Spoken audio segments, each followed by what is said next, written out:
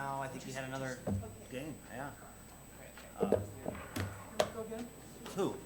No, we're fine, okay. All right, let's get going. Call the meeting to order, if everybody could rise. I pledge allegiance to the flag of the United States of America and to the republic for which it stands, one nation, under God, indivisible, with liberty and justice for all. Roll call, Madam Auditor. Councilmember Rivas. Here. Councilmember Bozick. Councilmember Brickner. Here. Councilmember Graham. Here. Councilmember Jessen. Here. Councilmember Paparad. And Councilmember Sims. Present. All right, we have a quorum. Approval of regular council meeting minutes, May 25th, 2021. Second. Motion is second on the floor, discussion. All in favor signify by saying aye. Aye. Opposed, same sign. We have first reading, Madam Auditor. Notice is hereby given the taxpayers of Porter County, Indiana, that the proper legal officers of Porter County will meet in the Porter County Government Administration Building located 155 Indiana Avenue, Valparaiso, on June 22nd, 2021, at 5:30 p.m. to consider the following appropriation adjustments to county budgets for the year 2021 and to transact any further business which might come before the council. General Fund, Sheriff, overtime, $93,178.80. County Court, juror expenses, $45,000. Jail, overtime, $20,472.40. Fed, DOC, salaries, $28,000. Accident Report Fund, 1101. Other equipment, $6,700. Cumulative Bridge Fund, 1135. Other supplies, $1,500. Equipment rental, $7,500. Parks Operating Fund, 1179. Other equipment, $3,793, and interfund transfer, $16,441.72. Plan Commission Fund, 1180, other supplies, $500, stormwater, 1182, legal, $10,800, legal notices, $1,000, equipment rental, $2,000. Hospital Liability Fund, interfund transfer, $710,563.83.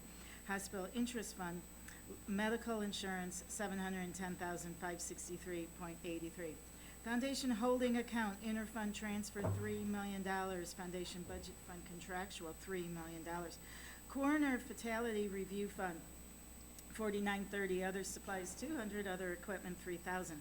Soil and water conservation fund, $49.31. Salaries, $14,550. Hourly, $29.40. FICA, $1,340 per 1,630. Taxpayers appearing at such meeting shall have a right to be heard thereon. The appropriation adjustments is finally made will be referred to the Indiana Department of Local Government Finance. Where applicable, the DLGF will make a written determination as to the sufficiency of funds to support the appropriations made within receipt of a certified copy of the action taken.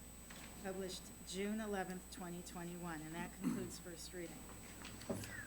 Thank you, commissioners. You guys want to come on down, and while you guys are sitting down, I said while you guys were sitting down, I was gonna hand the floor over to Councilperson Brickner. He wanted to say a few words about a baseball game yesterday. Oh, yeah, thanks, Chairman. I just wanted to give a shout out and congratulate the Washington Township Boys Class 1A baseball team, winning the state championship last night. I think it's outstanding for Porter County. They do it the right way. Being a Washington Township resident, knowing a lot of these boys, their parents, and the coach, they do it through hard work and well-deserved, and I just thought I'd like to give a shout out to them. Good job. Congratulations. Absolutely. Thank you very much. So, all right, commissioners, we got a couple things. I'd like to split them up at least, because I know Vicki wanted to say a few words on the first one, but we've got a couple of items in front of you. Hospital Liability Fund, there's an additional $710,563.83. Fund transfer, the reason interfund transfer to Medical Life. Then it looks like we gotta move it twice, then another additional, is that right, Scott? It's just Correct. two moves, then we'll have to do a second additional, so I mean, maybe if we take them one at a time, that'd be fine. So the first additional in front of you is, it's the Hospital Trailing Liability Fund, which we have no more liabilities with that. I think all lawsuits are settled, so that money was there, and it was amongst ourselves, we talked about moving that over to the health insurance, the employee health insurance fund to help shore that up. So that's what those two moves are about. So, anyone, you guys wanna take action on that first one? Move to approve the first one. Some motion, I suppose we could do both, You wanna do them both? both the two additionals at the same time for the Okay, hospital. I'll make that motion. Second. Motion is second on the floor to pass the first two additionals out of the hospital liability fund, for $710,563.83. Motion is second, further discussion? We get a roll call, Madam Auditor? Yes, Councilmember Brickner, Yes. Councilmember Graham, Yes. Councilmember Jessen, Yes. Councilmember Sims, Yes. and Councilmember Rivas. Yes. 5-0. And Vicky wanted to say Right. a few things. You want to Well, dive in for I a few just minutes? wanted to, as a continuation of the budget training that you had last week, to kind of go over for all of you why what you just voted on is important and was necessary. I wanted to give you an update of what's been happening with our health insurance fund. I have a few little slides to show you. Now, first, to give a kind of a primer of how our health insurance fund works, if we go to the first slide, maybe open it up here like that. Okay. This just gives you a real super simple graphic of what comes into this fund and what comes out. The boxes up at the top represent the revenues, and most of the revenues coming into this fund are from the budgets that you approve at budget time. There's a line item for health insurance in the various budgets like county general fund, lit, and then various department budgets like stormwater and plan commission and health and recycling. So all of those, we, the auditor's office, pull those appropriations into this fund. And then there's other revenue sources that come into this fund as well. For anyone who's on the employee health insurance fund, you know that every paycheck, or just about every paycheck, you get a payroll withholding. That money goes into this fund. There's the stop-loss reimbursements. That's for the very, very high claimants. We get reimbursed once it passes the threshold.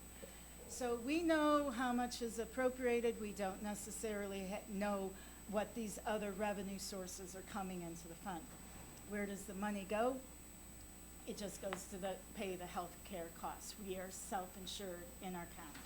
So that's an overview. Now, I wanted to show you what really has happened to this fund in the past 2 years. It might be hard to see, but this next one is a report that we have to do for every single fund. We have to do a balance sheet and an income statement for every single fund as part of our reporting. And this is taken straight from our 2019 GAAP report. I just want you to look at the bottom line. We ended with a positive fund balance. We never let funds go negative. We cannot do that, okay? So that we will end the year with a positive fund balance all the time. But if you look at that line that says operating income and loss, you'll see that in 2019, this fund had an operating loss of $983,000. And that's because the revenue that came in, those boxes up at the top, was less than how much came out. And that is the difference between revenue and expenditures. If the expenditures are lower, we would have an operating income. But keep in mind, we still ended with a positive net balance, okay? Now, the next slide is a 2-year comparison of 19 and 20. It's not necessarily a bad thing to have an operating loss. It depends on what your fund is. We have funds that have other operating losses. It just means that it ate into the cash reserves. But you don't want operating losses to become a pattern, and you don't want them to increase. When you look at 2020, this fund had an operating loss of $1.8 million. So we are seeing warning signs with this fund. It's not a crisis at all, but it's time to take some action. And what you just did now helped dramatically, helping us shore up this fund, because obviously the expenses going out are eating into that fund balance. So the next graphic is just now a very basic look at what has been happening on a cash basis with those fund balances. The box kind of shows where I think we need to be each year, around that $3 million mark, because we're self-insured. We don't know, and when I say we, I mean all of us, the commissioners, everyone. We don't know when you're going to get a knee surgery, we don't know when you're going to go to the dentist. And, you know, we don't know when these claims are going to go that sky high. So we just have to be fiscally prudent when we're managing this fund. And so I just want to thank you for what you just did. I know we worked with the county attorney on this and Council President Jeremy on this, because we needed to find a way to kind of shore up this fund so that we don't go into a crisis mode. So I just wanted to give you that overview. And we have been watching this fund closely. This has been one of the funds that we've been watching very closely ever since I took office. And we're watching it very closely every month as we go forward, because we just want to preserve our county health insurance fund. And I think all of us agree with that. Well, I think, go back a slide. Yes. I think the important thing as we're continuing to look at these numbers in this manner, the line to really jump out at me was the stop-loss line. That stop-loss line is the amount of money being reimbursed for high claimants. Well, there's a significant jump from 19 to 20, which may or may not repeat, but that's one of the constant variables of the health insurance. But like what Vicky's put together for us tonight, when you have that in front of you, you just have a much better idea how things are trending. And then also, I think that's probably representative of a department or two not being able to pay. So that's part of that too. But it's just part of that, as Vicky stated, that you know, individual fund training almost of how it's pending, how it's going, all the different places that the money's coming from. I think that's a wealth of information, and that was one of the reasons why we moved around to try to find a way to get us back to a more positive cushion within the health insurance plan. We've all been around, most of us have been around for when the health insurance was, if we would have had $1.2 million left over, we would have done cartwheels down the hallway. So none of us want to go back to that. So I think this is a good positive step, and that's extremely helpful. Yeah, and I know, I agree, it's important, and I appreciate that. And what the commissioners did when we got to that point in time, you guys did the heavy lifting to dive into this thing, and I don't think you guys want to go back there, so Well, this. At the claims at one point when I walked in, we were at 15 million. So, And- tells you where we were. And Yes. how we got in that graph, the next one? And we have better insurance. Yes. How did we do that? It was a combination of things. It was the commissioners, I call it your cost containment moves, whatever you wanted to call it. You're Yep. renegotiated. Right. You guys did that. The council appropriated more money, and then we did some cash flow changes here, and we did some other changes, and all of us kind of got that up. So once we start seeing that slide, now all of us have to do something else to kind Yeah, of. we gotta look at it as a This is- council to make sure we're funding it properly, the employee health care. So that's why it's in front of us, and that's why it's being brought to the attention of the council, something that we may have to look at later out at the end of the year, and we definitely need to look at it during the budget session. So I appreciate it. Was that, I know you got a couple more, are you done? No, or- no, that was the RDC last night. Okay, perfect. Thank you very much. Okay, So- thank you. Thank you, Vicki. And, well, yep, so, all right, moving on. Foundation holding account, we have a couple additionals. It's the same thing. We've got to move it twice to move it to where we need to. So there's a $3 million interfund transfer in front of you. You know, it's doing the same thing we just did, so we got to move it out of the holding account, and then we got to move it to the contractual services. So, Make a motion. the motion and a second on the floor. Further discussion? Now, this $3 million is gonna go to paving, correct? So we're diving into, something else we're diving into is getting Subdivision paving. subdivision paving, getting into a little deeper into the county Yep. to get to some of these roads we got out there. Conversations we've been having, you know, you guys, we've been communicating, we've been trying to get this to everybody. There's, you know, we're doing some heavy lifting, so that needed to be done. It's no surprise, I think, that paving's at the top of the list in terms of needs out throughout the county with 800 and how many miles of roads, 816 miles of roads. If we're ever going to get to a point where we can get our head above water and plan appropriately so that on an ongoing basis, we can very systematically plan for improvements and get to a point where we're above water. I mean, I think the initial look at the roads and what it would cost to make them right today was north of 90 million.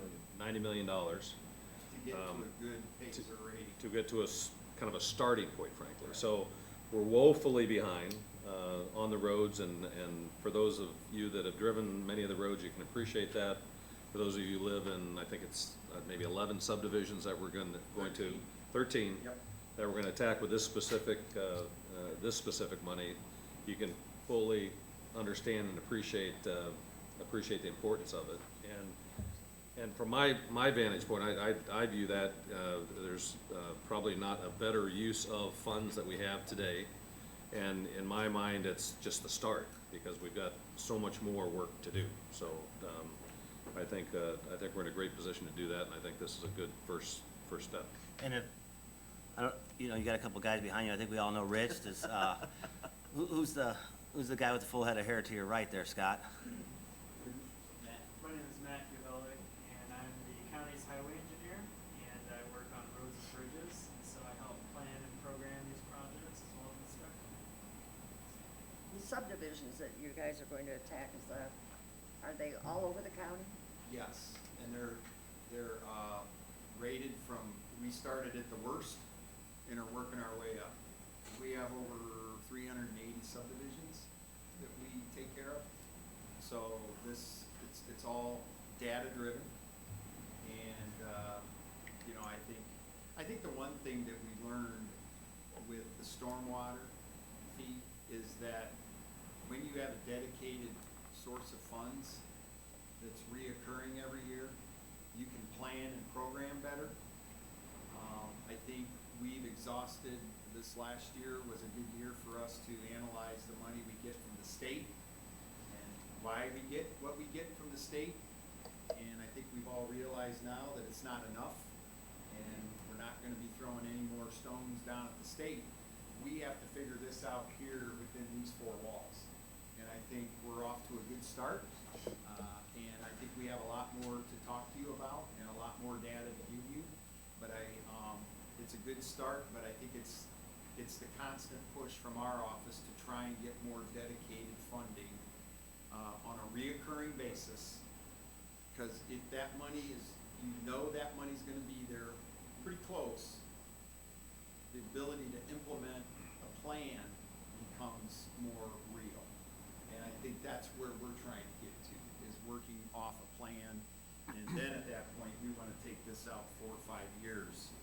And then we can start really making more accurate decisions with the data and with the money and with all the other things. So I just wanna thank you guys for this. This is coming out of the foundation money, which is, you know, a good thing. It's that backdrop that we've always looked at that money for and trying to manage that properly. And I think it couldn't come at a better time. You know, the last year during COVID, our roads were beat up pretty bad. We had tried, 2 years prior to that, we had some major work on 30 and 49, the detours. When these people detour off these main roads, they're detouring off on our roads.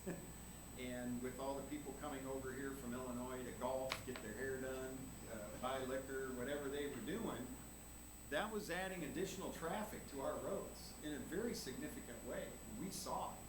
So those are the kind of things that we're gonna be watching out for, and this is the kind of things that we're gonna try to be a little bit more reactful to.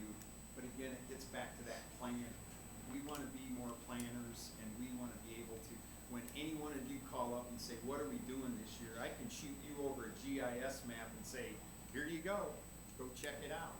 Cause it's we're getting it down to maps and visual type things. And I think that's good information that lets everybody, it's again, data driven. Part of the timing is great too, in the sense of our work with Baker Tilly in terms of a 5-year capital spending plan, so that we're not gonna look at this and say, okay, this is what we're gonna spend for 2021, but we will be able to come up with a plan that says this is what we're gonna spend in 22, 23, 24, and 25, and that gives these guys the opportunity to schedule and plan accordingly and decide what, you know, what the fix will be for the particular road. And the fix, and it's much more complicated, I think most people understand in terms of what the proper fix is, because it's not all the same. And there's ways you can really stretch your dollars to make sure that, and also stretch the longevity of the road based on how you fix it. So I think it's great work. Yeah, I think Sylvia brought up earlier when we were talking about, you know, when the county was growing back 30, 40 years ago, you know, Smoke Road was a 24-foot wide road. And when they went to widen it, they didn't go in and, we found the other road 3 feet underneath it last week. But our substrate and our sub base of all of our roads, they didn't, when they widened them and they did stuff, they didn't go down and dig them down how we do it today and do it the right way. They just went over. And that's why we got a lot of bad ground out there. We got a lot of bad sub base, and that's the most expensive part to fix. It's not the paving part, it's the sub base underneath it. So that's what we're trying, that's what we're up against. We have a big task here, and even Sylvia said that. She goes, there's a lot of it out there, and I'm like, you're darn right there is. But that's what we have to do. We have to figure out how we're gonna plan and go about that. How can we do more for less? And that's, we gotta be frugal and creative, and that's where we're going, so. Well, and all residents in the county are going to, you know, benefit from this. And this is in, for the total amount of paving, we're looking at 3 million here, but we also have our, CCMG. so the million for the million, so 2 million. So really, in all reality, there's gonna be $5 million of paving this year completed. Which is a total of 38 miles of paving, and we're putting it in the very worst part of our roads, which is 14% of our roads are gonna get treated this year alone, which is historic for the county. So this is a big first step, and I think with the moves at the foundation last night and having the money available in that rainy day account for the foundation and the things that changed and having it available and ready, I mean, it's all the decisions that allowed that money to be built up, to be allowed for something like this is, everybody should be congratulated on. So I think it's a great first start. And we will get to a point where we can be proactive about it Right, that's what versus we're constantly reactive. We may not be here. We're gonna set the stage for that, I can assure you. And I would also like to mention to all you folks up here at the council, you know, Matt here is a tremendous resource. And, I mean, gosh, what we've learned over the last 2.5 years with him here, it's just been, so I just want you folks to know that he's a resource. Pick up the phone, call him. I've been building stuff my whole life, and every time I talk to him, I learn something new. And that's what it's all about. How do we continue to excel and to get better? And it's knowledge and it's understanding your what you're doing. And so I'm offering that. Please feel free to call him, because we got a great department up there that's doing good things. And the only way you find out is interacting. And if you have questions, give them a call. We'll get you the answer. So thank you. Yeah, and this was a part of what we did yesterday, absolutely. You know, moving the foundation to smoothing and no longer needing that holding account, but we were frugal enough that we had the holding account, and, you know, now it's available to do some heavy lifting that was past due. So there's a lot going on, a lot of good stuff going on right now in this county. So, and to what you're saying, the communication, you just continue. Everybody's communicating at a great level, so continue to do that. And Rich and Matt, well, looks like you got $5 million to go out there and get her done, right? We were working on it in anticipation of a positive vote. We've been working on it, but we're ready to go. A historical year for paving, but it's truly just a start. It is a start. You Can guys we are vote doing on a that? good No. job. Can we get a roll call Yeah, didn't. on the 2 additionals? Councilmember Graham, Yes. Councilmember Jessen. Yes? Councilmember Sims, Yes. Councilmember Rivas. Yes. And Councilmember Brickner, Yes. 5-0. Is there any way that we could maybe pave half of these roads with brick? No. Talk to Mike Brickner. I mean, Valpo's got a brick road. That was expensive, too. Hard work and long hours that you guys took to make all this happen. We really appreciate No, it. thank you two Thank you guys very right there. All right, keep the fun rolling. Superior Court 2, Judge Clymer. It's like a general fund request. We've got an additional for $45,000 to jury expenses. The reason additional needed to cover jury pay for their services until the end of the year. The county user fee, jury fund 2506, is not bringing in enough revenue at the time. I'll make the motion. Second. There's a motion and a second on the floor for this. So we're trying to understand this a little bit more. You know, why the fee? I know I was talking to Vicky and Tony. They were trying to dig into it a little bit too, to understand why the fee, it just doesn't seem to be generating. I know maybe there's a couple more trials going on. I mean, if you want to jump in a little bit. Sure, this is for all 6 courts in the county, it's not just for my court. And, one of the revenue streams, is people getting arrested. When people get arrested, they pay tickets. When people get arrested, they pay fines. When people get arrested, they pay court costs. When people get arrested, they pay pretrial diversion fees. People getting arrested actually generates revenue. Last year, we had COVID for a number of reasons, including police officer safety, including COVID within the jail. There weren't nearly as many people getting arrested, sort of at the front end, if you will. So there were less people getting arrested last year. There are more people getting arrested now, for the good news. But that means there's less revenue stream coming in because there are less people who would plead guilty and therefore less revenue coming in because there were less people getting arrested. So therefore, there was less money coming in because there were less criminal cases and less infractions.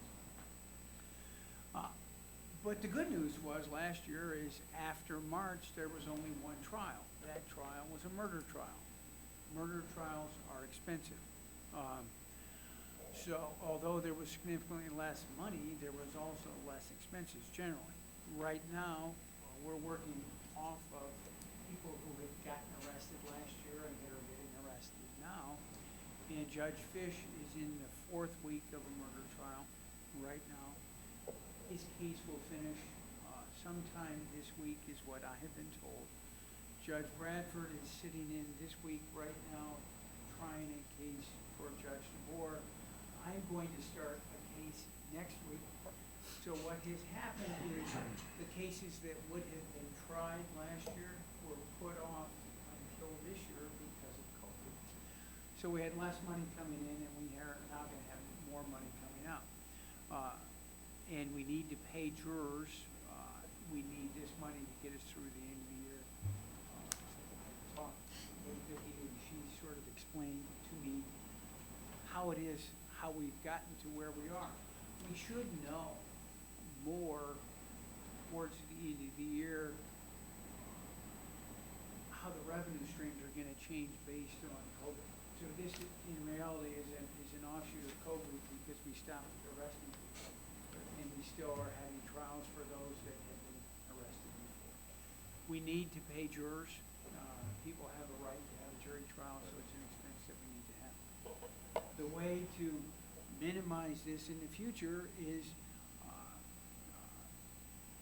to arrest people the way that we did before COVID, but it's not, I'm not as a judge going to sit here and say we need to arrest people to raise money. Right, no. I didn't say that. But this is an offshoot of COVID. Yeah. There was less money coming in, we're going to have more money. Thank you. So is this something where like somebody gets arrested now, they're helping pay for someone else down the road on trial, or like, or is my fee when I get arrested for my trial or my court costs? Well, You know, is it like pay forward kind of a thing? well, I mean, you can't, the money that comes in when some people enter pretrial diversion agreements.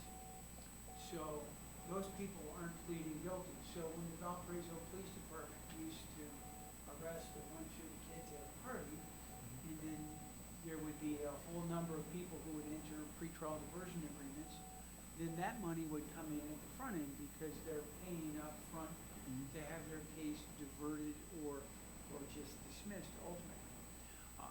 In other cases, when someone's arrested, they may have court costs, but those court costs aren't incurred until the end because you're presumed not guilty. So when you plead guilty and you pay court costs, then there's money that comes in. There are infractions, traffic tickets, and those kind of things. When you pay an infraction, again, that's money that comes in. So to answer your question, how soon do you get the money? It depends on what kind of case it is. If the deferral comes in up front, if it's a higher level felony case, it comes in later down the road. But it in no way affects anything that any judge does to try to raise money to pay for justice. No. And Judge, are you comfortable with the 45,000 that will take care of all 6 courts through the end of the year? Yes, I mean, we've talked to As the best court as you can. administrators, I've talked to all the judges. We understand that we have a number of cases coming up. I don't anticipate coming back. And hopefully, there's more money that comes in, but that just depends on circumstances. Well, if you need it, we're here. Whoa, Sylvia. Well, we gotta take care of it, Doug. Well, I mean, so we do need to pay jurors, Yeah, that's- and Donna has done a lot of work, but we need. Judge, COVID put a wrench in a lot of things, unexpected consequences because of COVID. It sounds like COVID was a part of this, because I do know that there were fewer arrests, from what I heard, that there were fewer arrests nationwide. And not to get ahead of ourselves, but I think this would be something we could explore with COVID relief money. I think that the council will be speaking with our auditor and talking about this possibly. This could maybe fall into a category. But, just kind of putting it out there. That has anything to do with today's, today's discussion, but I think just for, maybe for general purposes, we could look at that and explore it. To follow up, we have less revenue coming in because there were less people being arrested. And again, that was for a whole number of reasons, including officer safety. People who were dangerous were still being arrested. Law enforcement was still happening. There were less people getting stopped on the road, just so there's less interaction with police officers and drivers. But it clearly is because of that. And now we're going to have more trials because of COVID, because we had less last year. So I was in talking to the auditor and Tony, trying to begin to look at maybe the trend of that fund and, we need to take a look at it during the budget session to see if the trend has been down for a while, if maybe that's a general fund item we have to boost up a little bit, so, if that fee has been trending down for years, so, yeah, we gotta, I think, take a look during budget session, so. And it has been, as I've been advised, it's been trending downward, but last year was a bigger. Sure. Wow. But still, the courts are functioning appropriately. We're not treating things any differently because we need money. Well, thank you for the explanation. Any further discussion? When someone gets a ticket, how much of a percentage stays here? Like, I can't Okay. tell you that.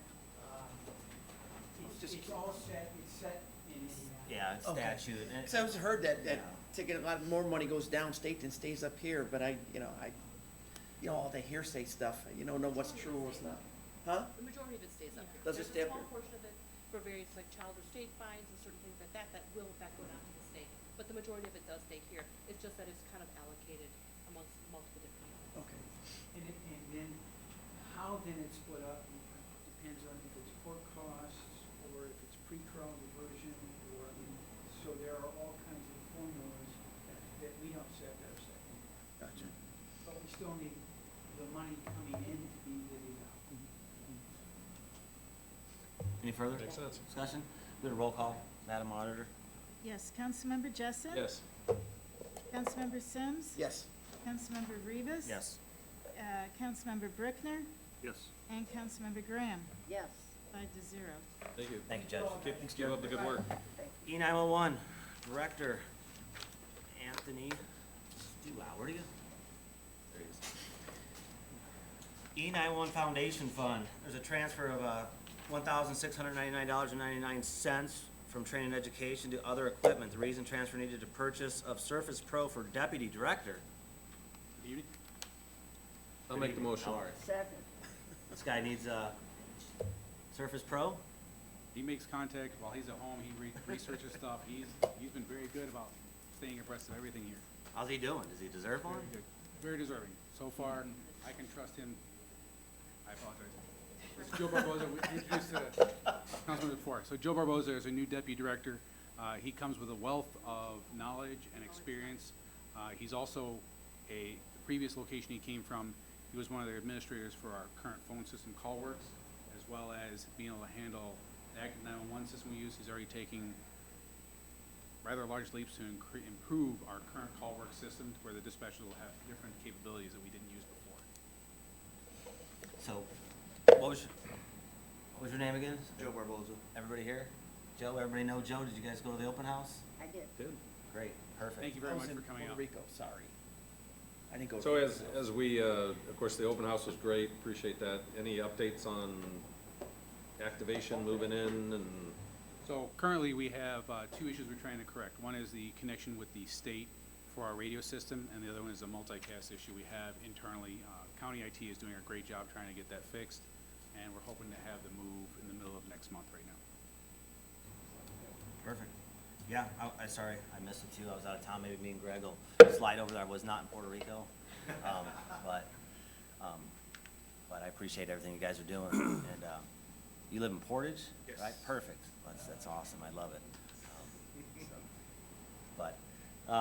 There's a request in front of you. I don't know if I heard a motion. You did. Did I? Motion and second on the floor. Any further discussion?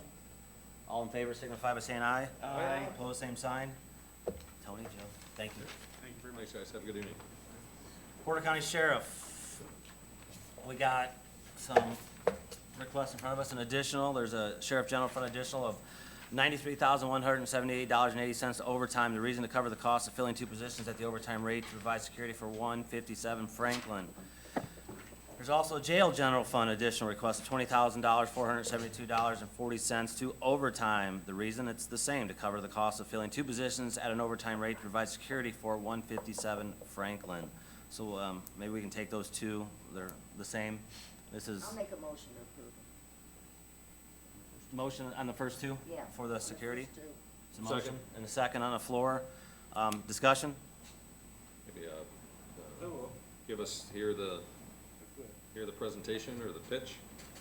So, as we're moving people into 157, the 4D office is currently there, and they're, have some access controls that are allowing them to be within the building. And as we start to move 911, the prosecutor, and especially probation, the need for security becomes basically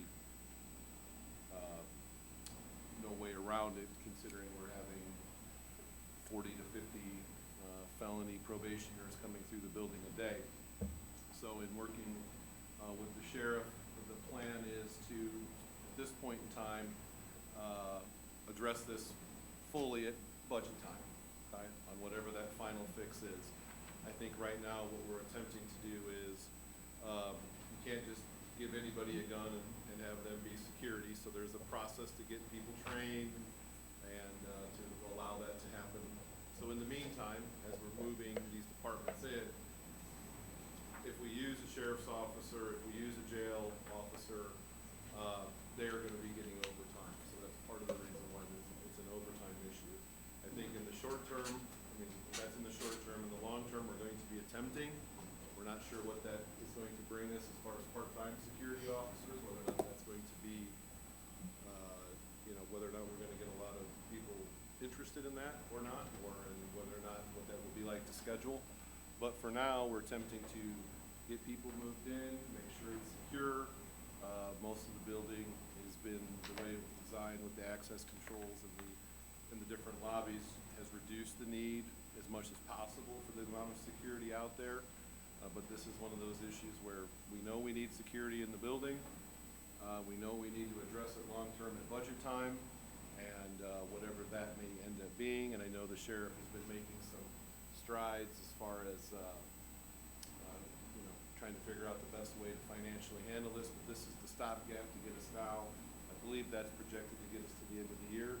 Yes, it is. And so it gives us the clearance to then sit down and really figure out whether this is gonna work as a part-time situation, whether or not we need to look at a full-time situation, or what those different options are. But this allows us to get in the building, make sure it's safe.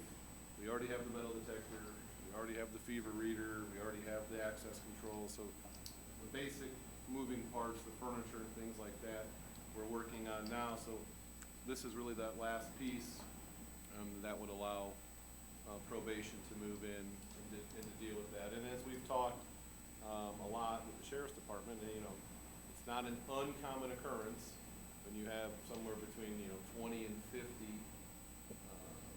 supervised probation, which normally means you have a felony conviction, coming through the building, that you get one or two a day or a week or more that are not coming in sober or in the right state of mind. And so it becomes tantamount that the security is present to be able to help them with that. And currently, where they're at in the courthouse, they're right by the security rotunda. So now it was pretty amazing how many people are stuffed back in that space right now, but this would take care of that. There'll be a much more easy to operate position from a building standpoint, and the security's the part that we're piecing together. And then it's gonna be one of those budget time things of sitting down with the sheriff and really figuring out what's the best route, and whether or not there are these people out there or not. And even if there are people out there to do the part-time, is that what we wanna do? Is that really a viable option on a long term, or is it not? And then if it's not, what does it take from a full-time perspective? And it's gonna be an in-depth conversation. So will be, is that, the dollar amount, is that factored out for one, is it two people at all times? Two people at all times. At So the it same allows- station, or is it different entrance, or? No, it'd be one person at all times at the main door to make sure we've done the metal detector and we've done those things. And then one person to be able to go to the probation floor Just and the do second- an arrest or make sure things are under control. Because if we just had one, the problem is that we know there's gonna be problems on that second floor at times. And then if you pull that person off the front door, now what? What do you do in the process? If you really had someone who shows up, say, intoxicated, and they need to be arrested, well, that could be 45 minutes, an hour, hour and a half before it's all said and done and that person's back at the front door again. So that's why it was the need for two. How does that compare to the courthouse on a daily basis?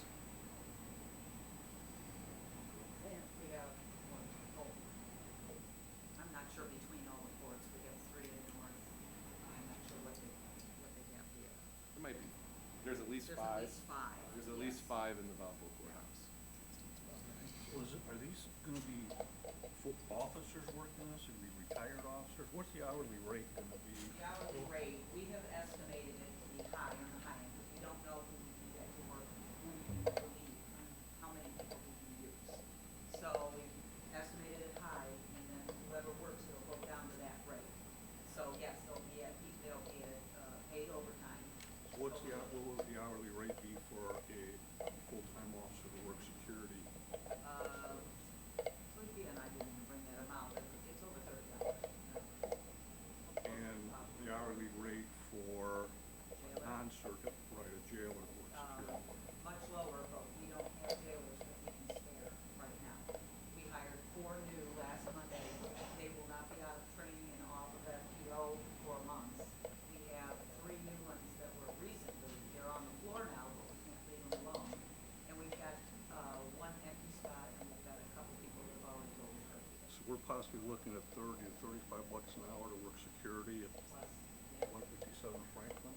And that's what, not 24/7, but No, that's Monday to Friday, 8 to 4, I believe it's gonna be 8 to 4. Or 8:30 to 4:30, same kind of hours. I see where you're going with this. You looking for a part-time job? Retired too soon, right? That's the going rate for officers, but I didn't know, is that what you use at the courthouse, the other, or is that what you use? No, we use court security with jailers at the courthouse. It's gonna be an in-depth conversation. Again, come budget time, I mean, we're gonna be looking at full-time employees, you know, when we look at this stuff.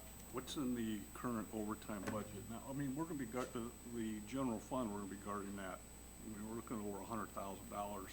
We have 40,000 for End the of sheriff, June, and yeah. we have 60,000 for our overtime services, that are reimbursed for our drug teams and our highway teams. So, but that money is reimbursed, which is also being short now, because we've got another additional to the drug team, but it's all reimbursed. This We 100, only have 40,000 for the sheriff's. okay, so the 113 you're asking for today, are you covering any of this from your No, I current don't. budget? No, we don't have enough money on the, overtime? coming for overtime for both, because now we're paying all overtime for jailers to cover all the jailers that we don't have, plus anything that goes on sheriff, which there's not been too many. Well, and hopefully on the overtime for the jailers, there's salary line items open, so hopefully there's gonna be an ability to have some funds within the salary lines to be able to move the overtime line. Yes, and that's a possibility later on, yeah, but I can't do that right now without knowing, but yes, there will be, because we've had blank spots, and we've had a lot of people at probationary that we have as first class in the budget. That's how I'm able to move some of that money over, because we have, you know, it's a revolving door, so most everybody's, there's a lot of people at probation, right? Well, and last year too, when we did our budgets, we didn't really, wasn't really a discussion about how many people to fund over the new facility and all that stuff, so No, that this was wasn't part of a discussion, so that's why it's not like we, And this is another good reason why we're doing a 5-year capital Right. plan, or 5-year plan that would deal with big issues like this. 'Cause anticipated. we can anticipate a little bit better and have So, I mean, I think a little bit to your point is, and Sylvia had brought this up before about, are there any openings that you could transfer money from that are, you know, unfulfilled, like salary line items? So I suppose it works the same. If you're not spending that amount of money at the end of the year, that money's gonna go into the general fund, you know, anyway, so it's, you know, we're doing this additional kind of, and if there's unfilled positions that have occurred during the year, that money's just gonna be redirected back to the general fund to help, so. But, some good questions, Mike, you know, cause it's a lot of money, it's $113,000 for overtime, you know, on top of what's regularly And budgeted.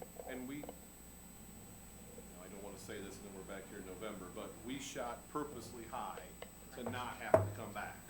So we based it upon, some of those rates are as, we know that people may or may not be there, because every individual's gonna be different where they're at in rank and pay as to what their overtime is. So we're hoping this number is large to make it all the way to the end. Then again, even under those circumstances, if it's there, it'll revert back to the general fund. But we're weeks away, basically, at this point, from rolling our sleeves up and trying to figure out what we're doing in 2022 with this. And I'll maintain that amount of money for that. We will keep complete track of how much is going towards that, because we're running out of overtime for sheriff and jail on our own, let alone add this to it. So I have to keep these, you know, I may come back and you see a lot because I've got that, well, I can't use that for my guys. You know, I can't use that because it's not for us. There's your overtime numbers in front of you right now. Yeah, there's, It's, and we can't, you know, we've got to keep things segregated. I'd rather have them different line items, but we can't. And the only way to do this and have us maintain the schedule and maintain them being paid properly, and the auditors not having to do extra work, me not having to do extra work trying to keep track of who's who, it just had to go this way. so Edie, I mean, that's, looking at the jail overtime right now in June, you've almost expended your appropriation. But don't I'm out forget, of the jail. oh, in the I jail? am in 9601 now. I am not in 80 anymore. I've moved people over. This pay period is going to strip back pretty close. Because we're short constantly. So it's gonna, I mean, It's going to happen. Yeah, But- we're going to be coming, but I've got the line item 9601. then I'll be the one stepping. No, it's okay, but I think it's, again, we have several jail open spots, that means every couple weeks that goes by, there's money building in that salary line that can be transferred over for overtime. It's a little early for now, it's sitting in June, but we're not that many weeks away from being able to start looking at that calculation to see what can be brought over. But I think we need to look at Cover that. What they're gonna need. We figured out the money that they're gonna need. So that's this money, and this money will not be going for our overtime. It'll just be going to cover the 157. Yeah. That amount we're getting today. So anything, if we have all lower people, anything of that will be left in the fund. I will not use that for any of our other overtime, or for any of our other overtime, the specialty services or our sheriff. I understand that, but just, the conversation, like Mike asked, are you using any of your other, your jail or your sheriff general fund overtime? No, to cover the 157. That was his question earlier, are you using your, because you're asking for a straight additional, but just building upon that conversation, like like you said, you've already moved to another fund with overtime in the jail, and you're using, what you said, 9601. So to what Scott was saying, though, I mean, if you're gonna come at the end of the year, later on, towards the end of the year, because you're out of overtime, I would just ask you to look at what was not spent in salaries, Well, to for my- vacancies, for for my transfers. jail, yes, I will do that, yes. Oh, I will definitely do that. I've done that every year. Yeah. We haven't had to come because I'll calculate it, even this early, I can calculate it, estimating how much I could have. I've never messed up, taking too much and run out by the end of the year. I've got spreadsheets that I calculate to make sure at the worst scenario, I would be able to get this up. Yeah, that's to Sylvia's Yeah, that's point, good. yeah. Thank you. Right, oh, yeah. I've Okay. done that every single year. He's a pro. She's a pro? He's a pro. I have to answer to him. All right, yep, there's a motion, a second. Is there any further discussion? Can we get a roll call on the additionals, the two additionals? Thank you. Okay, Councilmember Sims? Yes. Councilmember Rivas? Yes. Councilmember Brickner? Yes. Councilmember Graham? Yes. And Councilmember Jessen. Yes. 5-0. Accident report fund, there's an additional $6,700 to other equipment to cover the cost of a trailer purchase in 2020. Vendor advised of 30% increase with unknown availability. We plan to purchase from another vendor. There's a request in front of you. We had this approved a month or two ago, and then they came back and told us they were gonna charge us 30% more, and then maybe more, so we found another company. This is a lot less than what they were trying to, Your company came in less than what your first bid was? less than what they were gonna try to charge us, and still not know when we could get it. And it could have been more than 30%. It was just ridiculous, and then we requested our money back. And the Sounds like a bad availability vendor. is gonna be soon. Yes, that one is soon, yeah. I'll make the motion to approve this. Second. Motion and second on the additional. Any further discussion? Roll call. Councilmember Rivas? Yes. Councilmember Brickner? Yes. Councilmember Graham? Yes. Councilmember Jessen? Yes. And Councilmember Sims. Yes. 5-0. Thank you. Thank you. All right. Development and stormwater management. It's like there's all kinds of additionals. He's a regular here. So there's an additional $1,500 to other supplies and $10,000 to equipment and rentals. The reason to pay for rental of concrete pump for bridge projects and miscellaneous office supplies. And department logo safety yellow t-shirts for bridge crew interns for South Haven substation. I can keep going if you wanna hit them all at once. There's a plan commission, there's an additional $500 to other supplies. Department, logo safety yellow shirts for field staff and interns. There's another additional out of the stormwater fund. $10,000 to legal for legal services for stormwater, what is stormwater, what's MB. MB? Stormwater Management Board. Stormwater Management Board. Thanks, I should know that, right? Tax sales and properties. Keep going, there's an additional $1,000 legal notices for invitation to bid legal notices for stormwater improvement projects. There's another additional $2,000 equipment rentals appropriation needed to replenish account for stormwater needs after rental of trash pump for 400 North. I'll make the motion for all 5 additionals. I'll second that. There's a motion, second, on the floor for all 5 additionals. Discussion. I'd like to know about the tax sale properties. Where does that money go when, A lot of that went into South Haven parcels, if I remember correctly.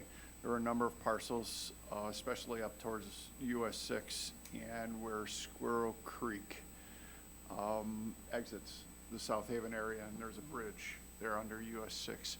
A lot of those were in the tax sales. They went to purchase it mainly because of the fact that we have a project that's going to be cleaning up the Squirrel Creek area. They're working on that now with the consultant, so it's going to be cleaning it up and trying to expand the holding capacity of Squirrel Creek through there. And who's your T-shirt vendor? They're making good money. I mean, that's a joke. Don't even think about it, Greg. I didn't say Sorry, one word. sorry. I didn't say one word. So.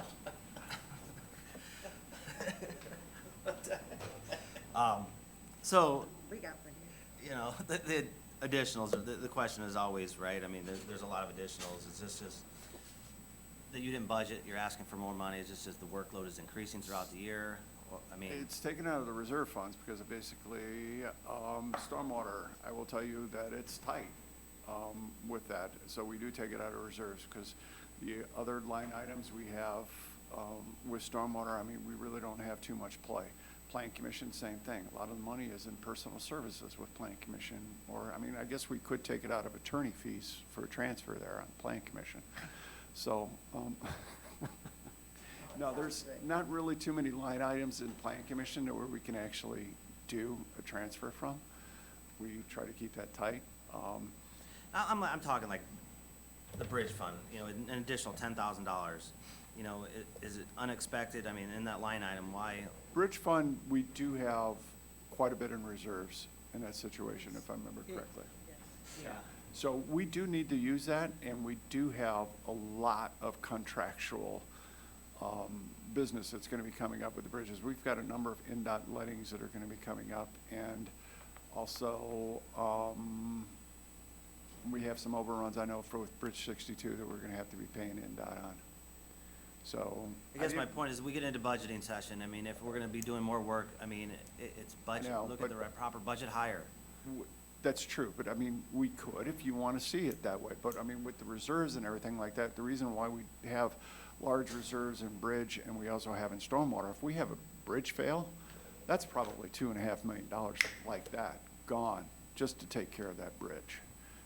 To get through consulting services, construction observation, it's expensive to do a bridge. And I mean, the same thing with the storm sewer. If we have, I mean, there's a few places that we know that we've got bad system in there, and if one of those storm systems collapses or emergency comes up, it becomes extremely costly. So I mean, that's the reason why we have reserves, and we do go at it, but I mean, the budgeting on that, basically what we do with the bridges and with the stormwater is we usually ask Vicki what our intake is probably going to be at projected, and we try to keep our budget I get written you. up at that projection for the year. I get you. Hey, So- Bob, a real basic question, and I'm sure there's a simple answer to it.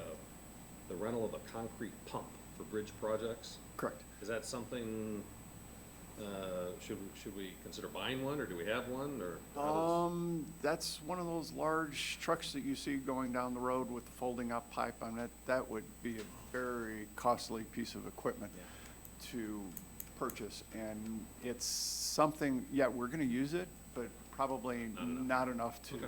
warrant purchasing it. Scott?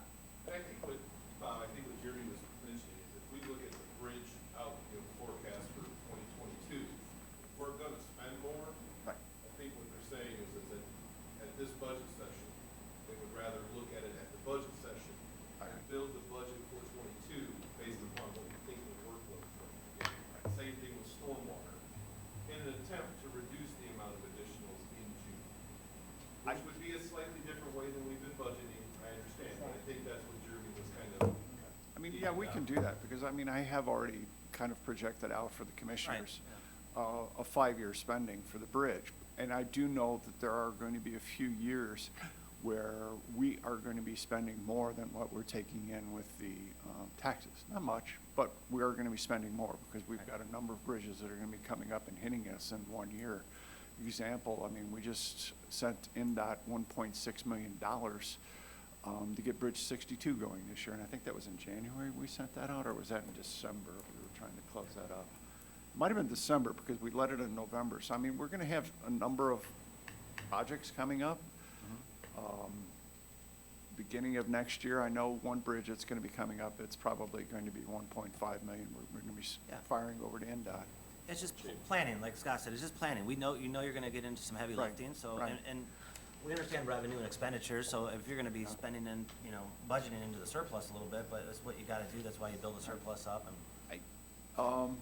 I mean, for the bridge fund and the stormwater fund, yeah, we can do that. I mean, I can sit down with Mike and we can work that out and what he sees as far as projections with the stormwater and bridge. I've got that pretty much. planning out a little bit, and Sure. we'll ask you during budget session why you increased your Sure. budget by $100,000. You'll say, because you told us to, and this is what Yeah, we're doing with that and- extra all right. $100,000, and I can't remember the exact amount that we get per year, but I'm just gonna throw a number out, say it's $4 million. I might come in with the budget then that shows that we're gonna be spending close to $5 million in this particular year. And we're gonna have to dip into the reserves to help pay for getting some of those done. All right, further discussion? All in favor of the 5 additionals? Well, no, we gotta do a roll call on the 5 additionals. Madam Auditor? Councilmember Brickner, Yes. Councilmember Graham, Yes. Councilmember Jessen. Yes. Councilmember Sims. Yes. And Councilmember Rivas. Yes. 5-0. God, why I got you up here? You mentioned we just can't give a gun to anybody earlier. You remember a guy named Dan Whitten? I believe they gave him a gun in Lake Station. Parks and Recreation, Park Board President, Craig Kenworthy. There's a reason why we wanted you to come up last meeting. It's so I get used to this? so you get used to it, and there's nobody left with you, man. Park operating, there's additional $16,441.72 interfund transfer. Reason need to rectify negative balance of reimbursable grant. There's a second additional $3,793 to other equipment, new tents for summer camp and rentals. Make the motion on both? Second. Motion and a second on the floor. Discussion? Tell us about it. Pardon me? Tell us about it. The Please. additional, or the transfer is to, put money back in for our, habit restoration at Hawk Ridge. We're going to put in prairie and cultivator, or whatever, pollinators and all, trying to make it back to where it was originally. That's the money that's for that. And then the other one is so we can house kids a little farther apart because of the COVID. For Camp Fun Set, we wanted to have more tents so we can spread them out in case we had some inclement weather, and plus for the programming, get them out of the sun. Not all days are as cool and nice as this. So, Right on. So, further discussion? We had a roll call on the 2 additionals? Okay. I just asked, since you mentioned about the COVID, I just asked if that's possible, we can use our COVID funds down the road for reimbursed for that. It's possible. you can get really creative with COVID money. Well, but you had just said the reason why you're putting it up is because of the COVID. So, if we can do it, just saying. It would be nice. It would be much appreciated, wise use of funds. Roll call on the 2 additionals? Councilmember Graham, Yes. Councilmember Jessen. Yes. Councilmember Sims. Yes. Councilmember Rivas. Yes. And Councilmember Brickner. 5-0. Think, Craig, while we have you. Thank you. Any updates on the search for the new superintendent, or where do you stand with that? We have hired, we have, not hired, we appointed Jackie Nadeau, who was our head of our administration, basically Walter's right-hand person up there to be our interim superintendent now. And we have sent the job description and everything to the HR department here in the building, and actively are searching for a new superintendent. And when is Walter, what's his, He was done officially Friday. done? Gotcha. He was officially done Friday. He is still, just so you know, no surprise, he's still in the house. We made a deal with him that he would be available for consulting for the next month and a half he lives in the house. So if we have any problems, he will make himself available to us to help answer questions. So if there's any question, that's why he's still in the house. So 30 hours. What would be the intention after he's gone and moved That out of the house? house? Yeah.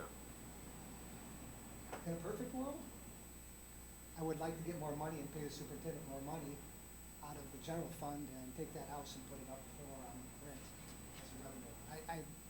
I want to get, as park board president, I want to get out of the housing our employee business.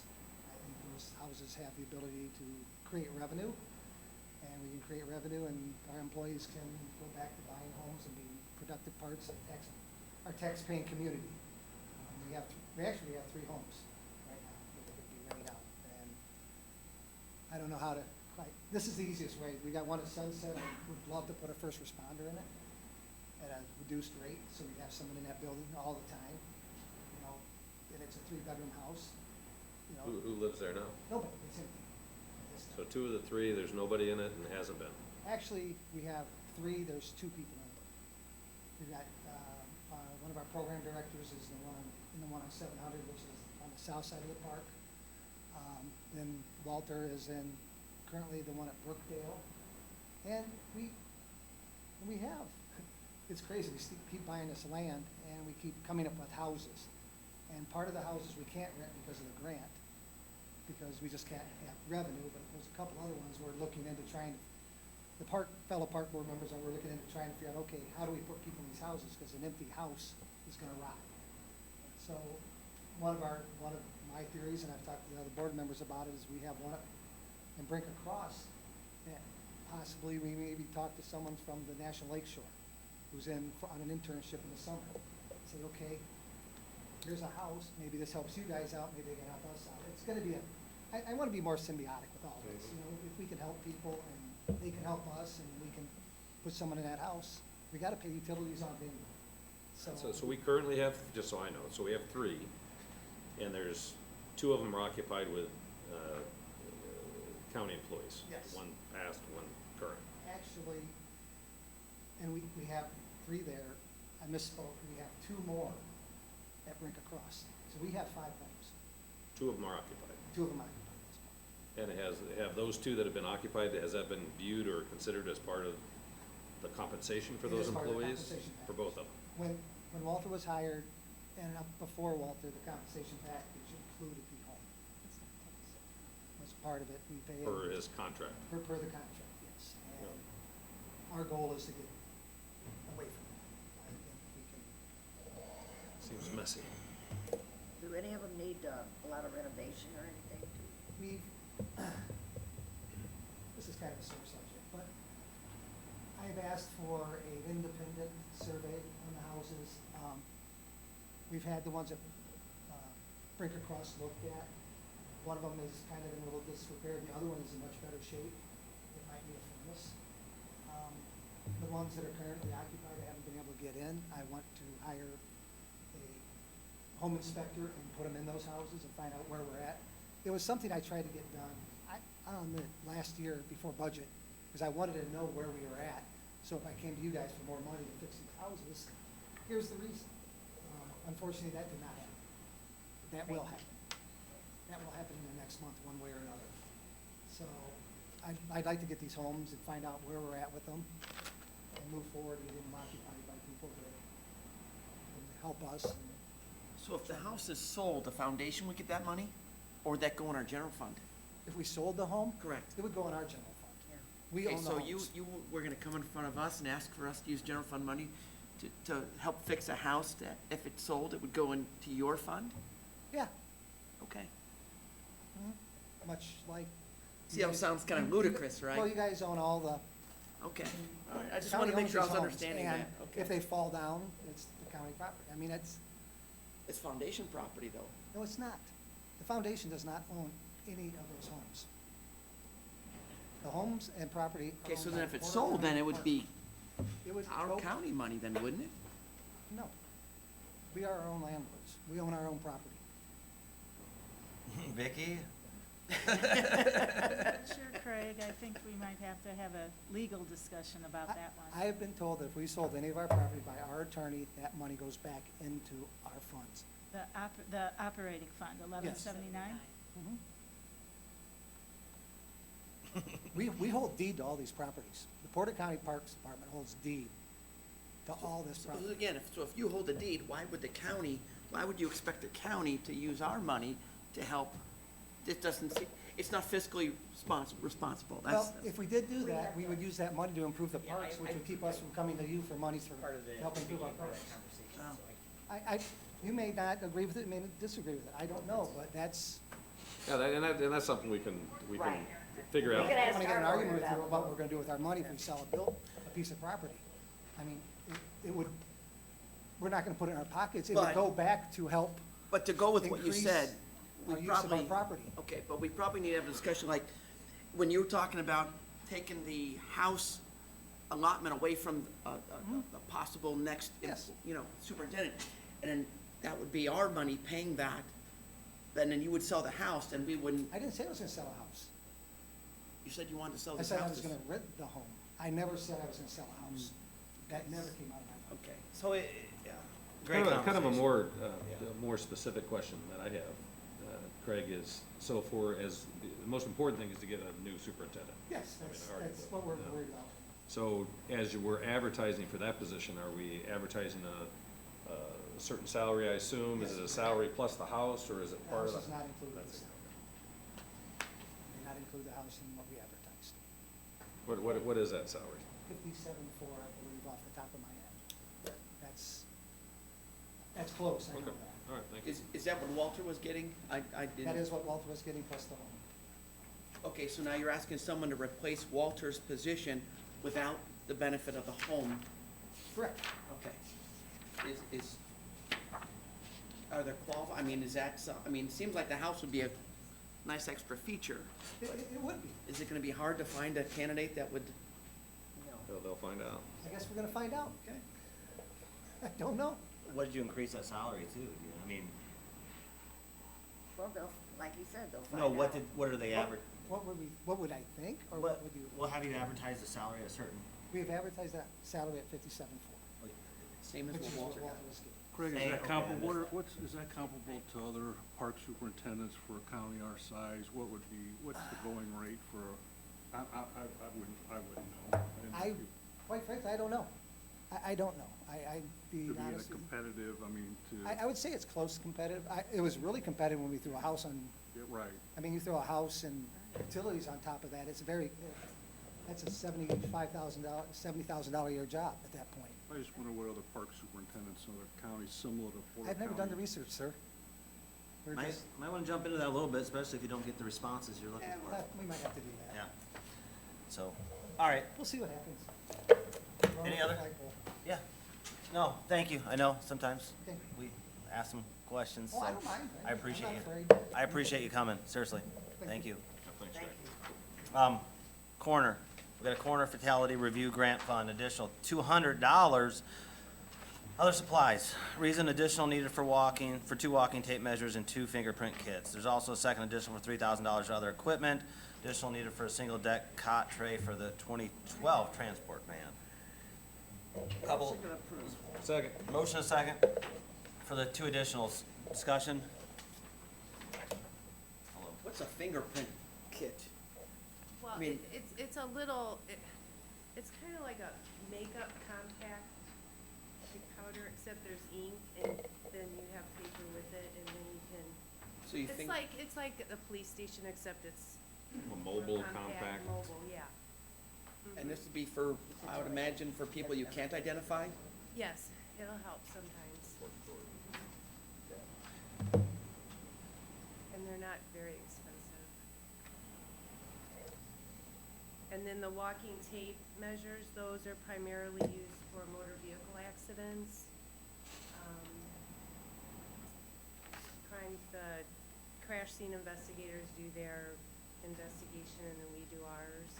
Sometimes we have to measure if the person is thrown from a motorcycle or a vehicle, then we have to measure the distance between there, and sometimes tape measures aren't quite long enough, so it'd be much easier to have those in each van.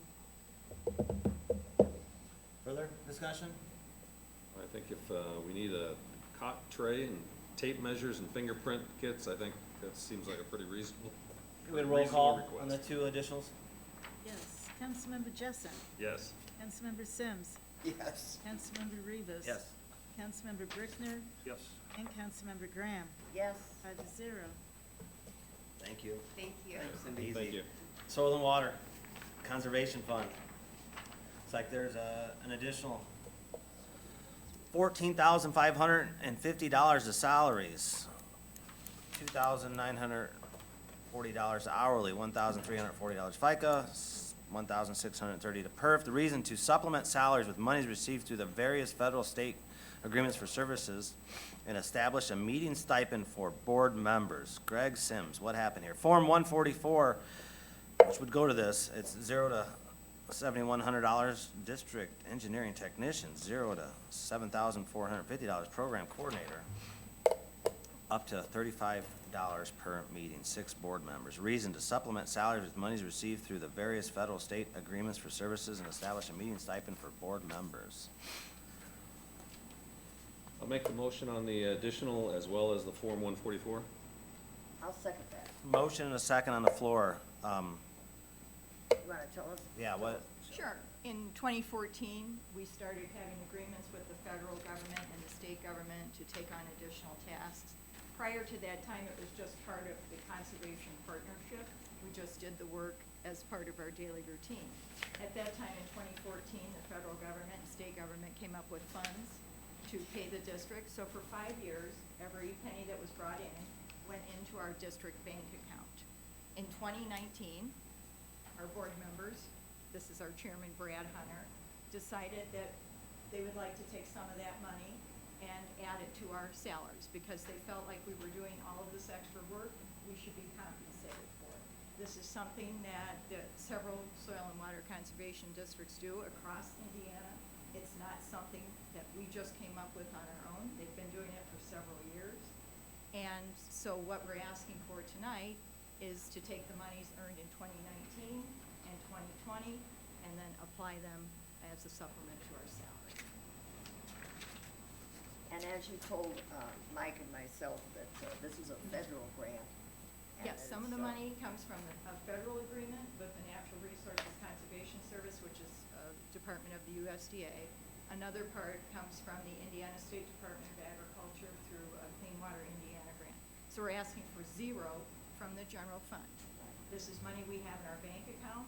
We're basically asking your permission to take the money we have in our bank account and put it over into this newly established fund that we established with the commissioners earlier this year. So we need your permission to spend money we have. so the 144, you've got 2 positions here that equal the amount of salaries and additional. But then you say up to $35 per meeting, 6 board members.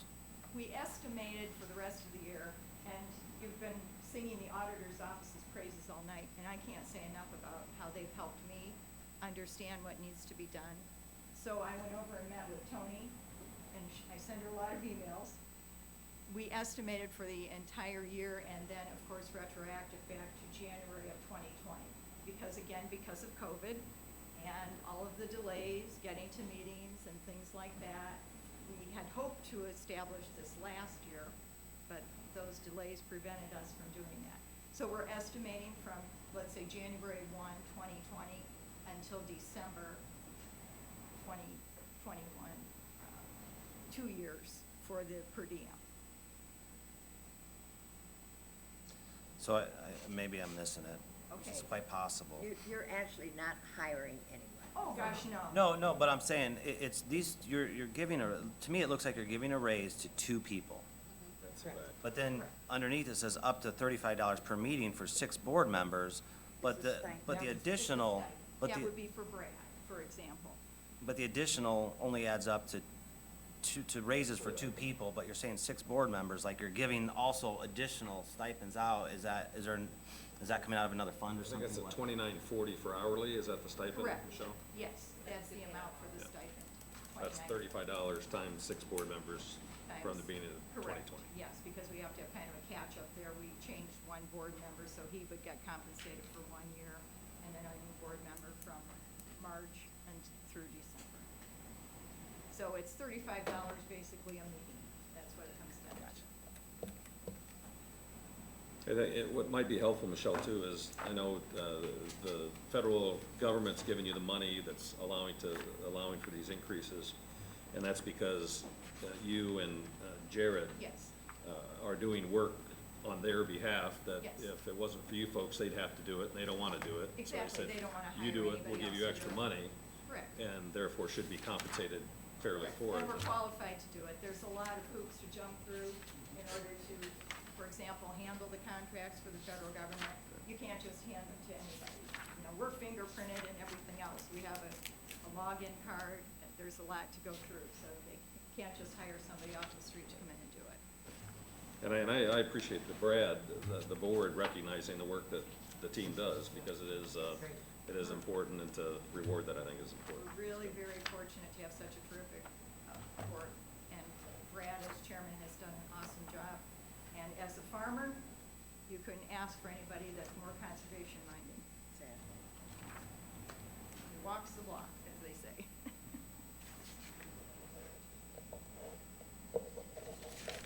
Further discussion? All right, was there a motion Yes. on both the additional and the 144? Yep.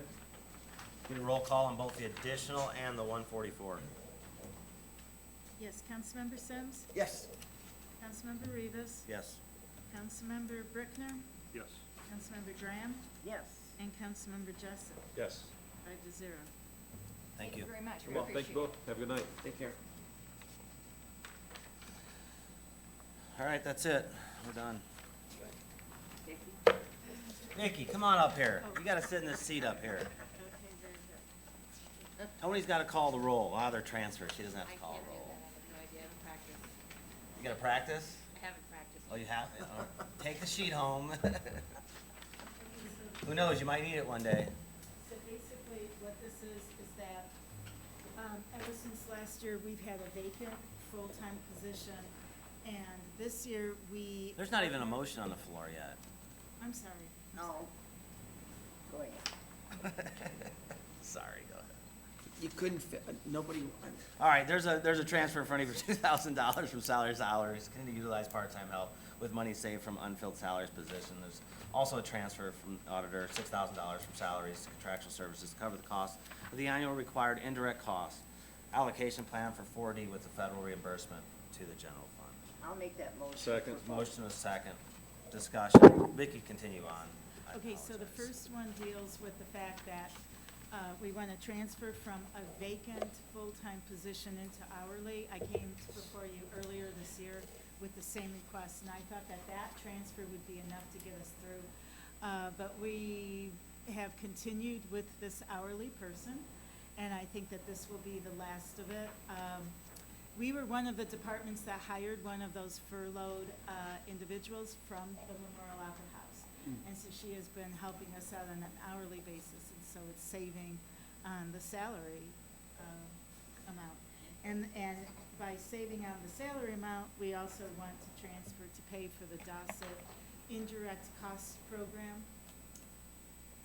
I was looking at using a different fund for this particular this particular contract, but that didn't turn out to be feasible, so it needs to come from the general fund. And it makes sense to use it to take it out of the general fund, because that's what gets reimbursed through the federal government for 2/3 of this cost through the indirect costing program. Discussion? so, did your person then go back to the Opera House now that it's up and running again? Not yet, she's only part-time at the Opera House Oh. anyway, but she hasn't gone back quite yet. We're about to begin a big project, and it's my hope that she'll stay on with us to help us with that big project, and then after that, But you still need another full-time person, oh, right? we absolutely do. How come, what's going on that they can't fill it? Do people just not want jobs, or? No, I respected your, policy last year not to fill vacancies, But that was lifted. and it has now been lifted. Okay, So we're okay. going to, but as long as I have the hourly, someone who's already trained, Then why?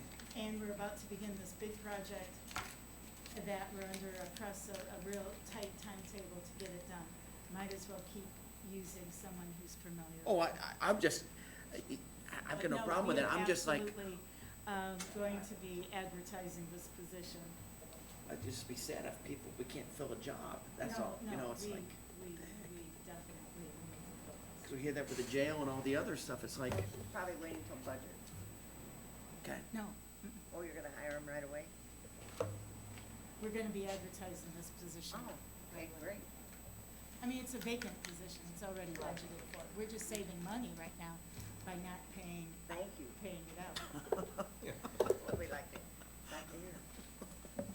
All right, there's a motion I second. love saving the taxpayers' money and helping your You do. budget situation. We There's a commend motion you. and a second on the floor. Any further discussion? All in favor signify by saying aye. Aye. Opposed, same sign. You're the best, Vicky. Second reading. She always seems to. You don't wanna have Tony roll call it, huh? Yeah, Jeremy. Transfer, we're good. Have these guys go before the planning. Yeah, yeah, that's fine. Do we need to do anything on the hospital? Well, they're here, so we're gonna. Oh, Yeah. okay. Do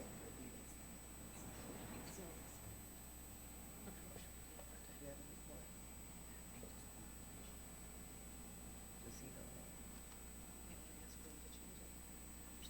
What, is there, you wanna do something? Say it, let's talk. Louder? What, what's on your mind? Tony just reminded me of something. One of our full-times, you know what, let's just wait because we're going to wait. Hold on, this should take us through for a little bit. Yeah. Okay. I may be back for more hourly. We'll cross that bridge. Okay, whereas it has been determined that it is now necessary to appropriate more money than was appropriated in the annual budget, therefore be it resolved by the Porter County Council of Porter County, Indiana, that for the expenses of the taxing unit, the following additional sums of money are hereby appropriated out of the funds named, and for the purposes specified, subject to the laws governing the same. We have general fund, a total of $158,651.20. Accident report fund, $6,700. Cume Bridge fund, $9,000. Parks operating fund, $20,234.72. Plan commission fund, $500. Stormwater fund, $13,800. Hospital liability fund, $710. $563.83. Hospital interest fund, $710. $563.83.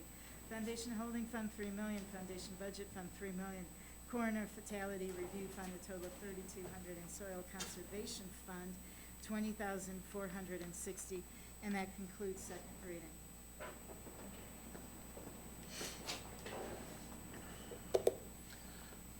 Entertain a motion to approve second reading? Motion to approve, second reading. Motion. Second. Second. Roll call. Yes, Councilmember Rivas? Yes. Councilmember Brickner? Yes. Councilmember Graham? Yes. Councilmember Jessen? Yes. And Councilmember Sims? Yes. 5-0. Thank you. Attorney's report. I have nothing substantive really to report tonight, except that there was an executive session that we had scheduled yesterday, some wires got crossed. We do need to get that scheduled here within the next month or so, so if everyone would just kind of keep an eye out for an email from either Scott or me with the proposed set of dates, so that we can make sure that we get that on calendar. Thank you. That's all? Yep. Thank you, Harold. All right, we got a few more items we're gonna skip over. Northwest Porter Hospital, there's tax abatement, annual, CF1 form that was turned in for real and personal property. There are a couple people from Northwest here.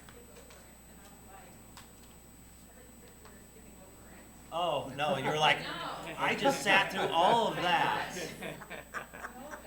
No way. Got her attention. We're not leaving until we're heard. I'm Ashley, I'm the CEO of Northwest Health, and this is Sarah Keene, our Assistant CFO. I think before you, we submitted the compliance with statement of benefits from the abatement that was approved, I think, in 2009 or 2010. And so, as you can see, we committed to 1,500 number of employees. For the last year that we are reporting 1,743 FTEs. We actually have over 2,100 from a headcount perspective employees at Porter. You can see on the document in front of you, the salaries and wages, and then also the additional employees that we committed to was 126 at the time. As of right now, we have over 240, or we have 243 additional employees, and there's, appropriate salaries, based off of that. So, happy to answer any questions regarding the abatement, and the compliance with statement of benefits, but, thank you for your time. Yes, I think it's fairly simple, straightforward. It looks like you continue to be in compliance. What do we got left, Vicky? What year is this? A 2022 will be the last, yeah. So one more year on the abatement, okay?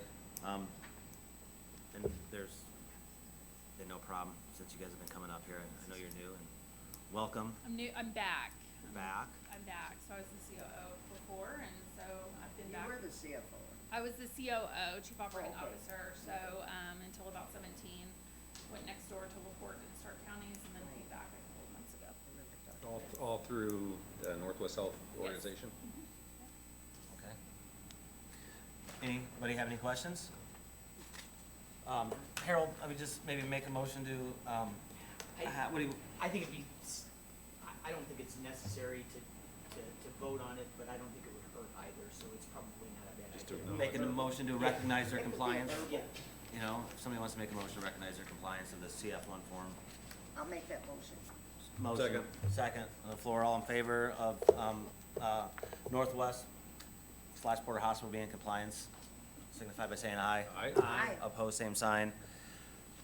Thank you. Thank you. Did you guys enjoy the meeting? I know you had to wait. Yeah. I'm sure they'll be back for the next one. I mean, This is exciting. Maybe we'll take July off. take care. Thank you. We good? You guys good? Okay, I know, Mike had asked, Bob about maybe briefly going over code enforcement on safe building and property maintenance report.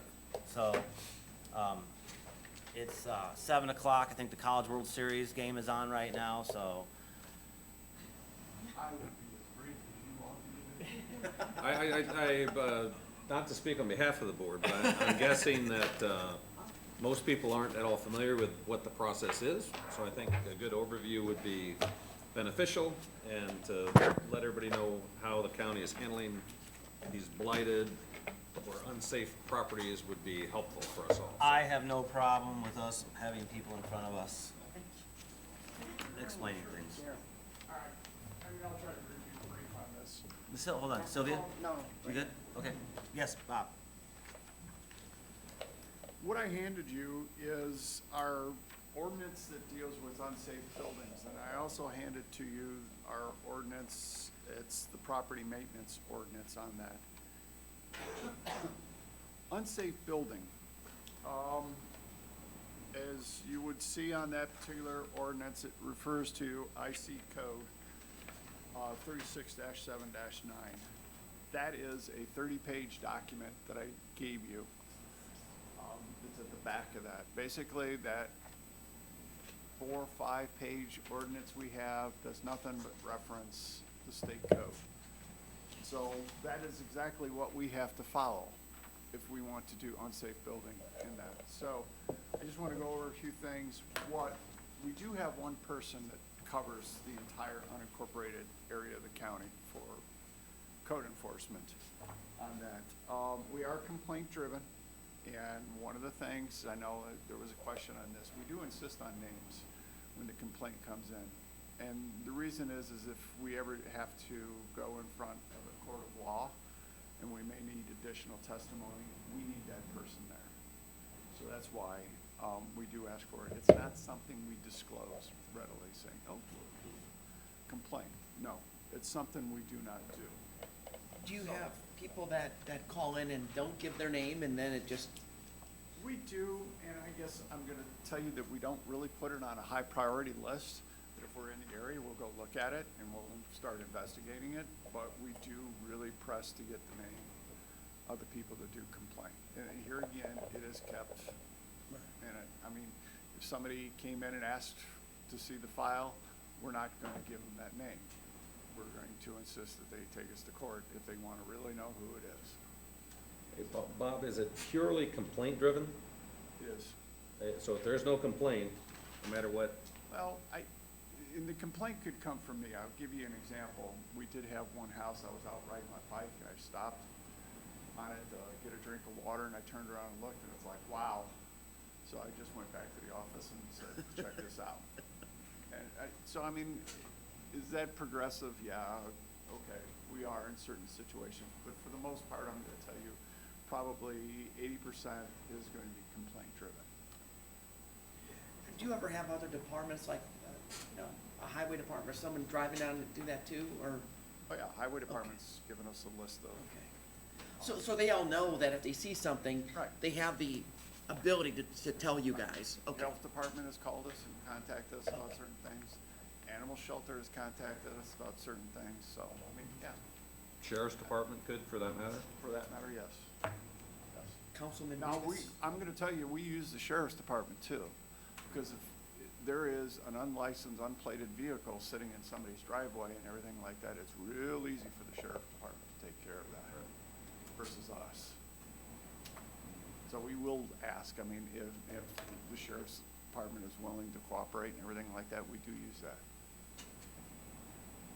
So that's how the complaints are, that's how they come up.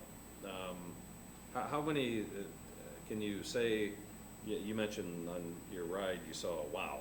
How many wow properties do we have out there?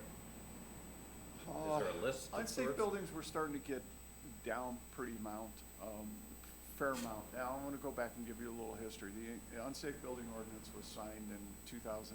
Long time ago. 2006, we were given money, and it was out of seated at the time. They gave us about, I think it was around the number of $50,000 a year as far as the project line item. We gave that, and I think it was around 2010, they took that away. We had no funding. So we did everything we could, bluff and everything, saying, we're gonna come at you and take care of this, and, you know, we're gonna take you to court and everything, and well, we had no funding. The Plan Commission fund could not handle attorney fees or any kind of fee to be able to do that. I mean, we were very tight at that time. We were coming out of a recession. There was one time with the Plan Commission, we were living paycheck to paycheck, basically. I mean, just hoping we can make it through. And I was about ready to lay off people because of the recession. So, I mean, the Plan Commission budget can't handle that and everything, so.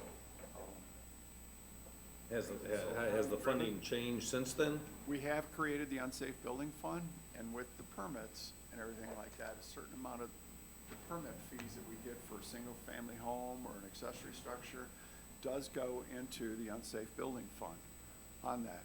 So we are building that fund up, and Tony's got it up right there. So, I mean, as you can see, we have a fair. Pretty healthy. Yeah, we do have a pretty healthy amount. Now, with that, and I'll go through the process, you wanna know, we receive a complaint, we go investigate it by the code officer. Code officer also could do some research to see who owns the property before they go out there, look at the tax records and everything like that. On that, goes out, uses the structure, does the structure meet the definitions that's within here? Now, if the roof isn't collapsed and stuff, and it's a few broken out windows and broken out doors, the person can go up, nail up some plywood there, keep it shuttered up and sealed off, and all of a sudden it meets state code. It's a little bit different if the roof is collapsed in or a wall's collapsed in. Now it's a hazard and everything. Now we can order it to be torn down, everything. And all of this, we can go through the hearing officer. We can also go through the hearing officer to ask for it to be sealed up on that. Now, we do try to work with the people as much as possible on this. Usually when, I hate saying this, but I am. Usually when you're dealing with an unsafe structure, and also especially with property maintenance, I would say a lot of the people can't afford to clean it up or tear it down. Okay, they really can't. So how do we go about doing that? So in this situation, we will, it's all handled through our attorney's office. notice given out. We've developed a report that goes to the attorney on this, and we give them everything. They'll review it. They'll start lining up meetings for the hearing officer. Notice will go out on that. We set a hearing meeting. They come in and they talk about it. Generally, the hearing officer is probably going to give them some time to do this, and give them the opportunity to do that themselves, okay?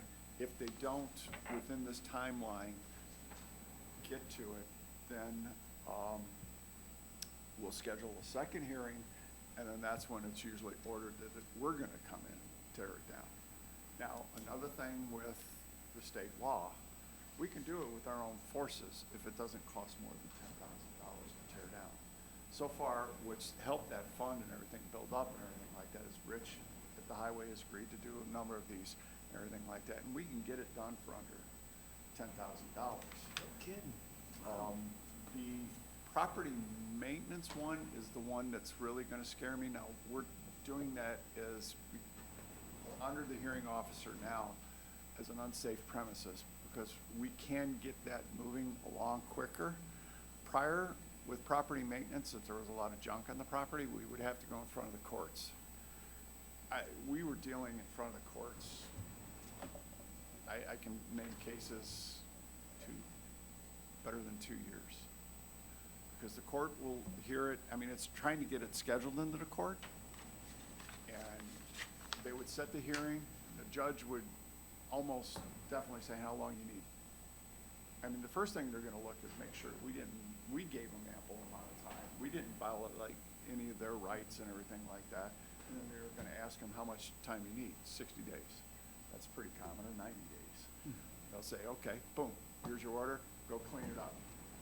They didn't do it, we'd have to go back, refile everything through the clerk, go back through the courts, and set another hearing. So, I mean, it just takes a lot of time, everything like that. This might be a silly question, but when someone's got a property, you say you gotta clean it up. Right. What I mean, let's say I've got tons of stuff everywhere, but I move a couple things. Is that, you know what I mean? Yeah, we will try to work with the person as much as possible, because we don't want, number one, we don't wanna go in front of the courts if we do it, because number one, our personal opinion and everything through the people we all work with is, a judge doesn't wanna deal with this. Okay, they got a lot of other things to deal with other than. Perhaps more important kind of a thing, yeah, gotcha. Yeah. So, hence why we're trying to, and Scott McClure, our attorney for this, has moved these in front of the hearing officer now to help expedite these. You know, they can still appeal over the courts. If it does, it's gonna drag on. But we've moved it in front of these hearing officers for these and everything like that. But I mean, we do really try to work with these people, but it gets to the point where it's just like, okay, you know, you're not moving fast enough. We're done. And that's something I guess probably we could be maybe a little bit better at. And drawing that line a little bit quicker before we go. I mean, to be honest with you, yes. But I mean, here again, the property one is gonna be the one that scares me the most, as far as if the order has been given to clean it up and we're gonna clean it up. Because some of those properties, it's gonna cost more than $10,000 to go clean them up. No kidding. Which means to be able to do that, we're gonna have to write up bid specifications, go out and request sealed bids to be issued into the commissioners and open up at the commissioner meeting, and then select a contractor to be able to clean the property up. We've had some properties come in at over $50,000. How come we can use our own people to tear down a house, but we can't use our own people to clean up? It's a lot cheaper to tear down, because the only thing we really get charged for is dumpster costs to put it away. But wouldn't that be dumpster cost too, to clean up Maybe a a rental, yes, but you can pack a house into a couple of dumpsters pretty quick compared to some of these junk. God, there's that much out there, that much junk and stuff, huh? Wow. Let me take you out of drive someday. I'm gonna hold you up to that. I'm driving with Rich. I'll go. And I think that's really, Dang.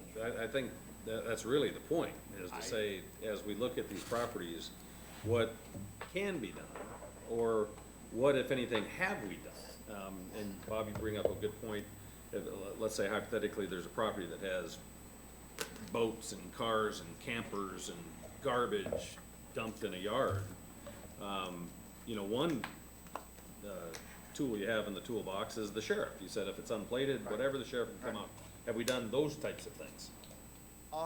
Yes, I mean, when we were looking at South Haven and trying to do the work with stormwater in South Haven, the commissioners asked us to really hit up South Haven hard. So we did talk with the sheriff, and they helped us out up there on that with the vehicles that were specially unplated and unlicensed in the driveways. Because there's things you can do to hopefully put some pressure on the homeowner to at least take some sort of action, preferably to clean up their own mess. And In some areas with the overgrowth of the yard and the vegetation and everything like that, the township trustee in a few places have been, it's really been helpful. I'll point out Jeremy's wife, when she was working with the township trustee, Nina was great. Joey would go around and give Nina a list of everything, and they, tag it, and boom, done. Here again, they had the fund available to be able to do the vegetation. We are starting to look at the vegetation. In a few situations, we did it with our maintenance and reimbursed them. There's actually special legislation for townships or other municipalities to remove weeds and things of that sort from properties. They don't have to go to court. They can, as long as they've got a local resolution or ordinance, they can actually put it right on the property taxes. They don't have to file a lien. Oh, no kidding. On the weed leaves. They can. You have to file a lien for sewer, but not for, the weeds. Exactly. And it's for vegetation, and Tony's absolutely correct, and hence, those township trustees that are willing to work with us on that, great, we use them. Portage has been, great to work with on that, so. Other situations? Not so much. No, if we have to go through a hearing officer, it takes time. Now, who's the hearing officer then? Local attorney here, by the name of Andrew Bennett. Right. It's just right down here in Valparaiso. How many properties have we brought before him lately? I mean, is it a lengthy list or? Wow. One time I think we had a hearing that Andrew probably went through 8, if not 10 parcels. Was that a lot? I didn't get those numbers, but I can probably get you some of those numbers. And I'd be curious to know what the outcome was. Did they end up taking care of their problem, or did we have to step in and take care of the problem? Some or? have been great, and they have agreed, okay, we gotta do it, and they've taken it down. There's those that have made the agreement that, okay, can you take it down and we'll pay you and reimburse you? We had that agreement on that. And we've also had that where we've taken it down and we've had to put lien on the taxes. So, Bob, how long have we had one code enforcement officer for the entire county? as long as I have been there. Well, Listening, well, I should go back, and when I originally started up at the Plan Commission at about 97, is it time to, I was would that help director of the with Plan the- Commission and code enforcement officer. you did both? Yeah. So, is it something that we should look at or consider that do we need Porter County? Are we at a point where, because I know the city of Valpo has one code enforcement officer for the city, and we have one for the entire county. Cause I guess what I would say is that, I think, not to speak, just personally, to be as aggressive as we can with some of these properties would be the goal. I think the aesthetics of, our county is, it's a quality of life issue. Sure. And, but anything that, would help with this process, it seems like it's, it could be lengthy, there's a lot of things, a lot of moving parts with a process, but whatever we could do to assist, because I think that, again, getting people to take care of their properties, and you mentioned some people that, are financially challenged. be able to do that, but, you know, what we might be able to do as a council to help, if that were a need in your opinion, maybe do we need to look at possibly a second person to help with our one officer? Maybe not. I think it's a great idea, because one of the things we've also talked about is to have code enforcement also look at all aspects of everything within our department, which includes engineering. And there's a number of items with that going along.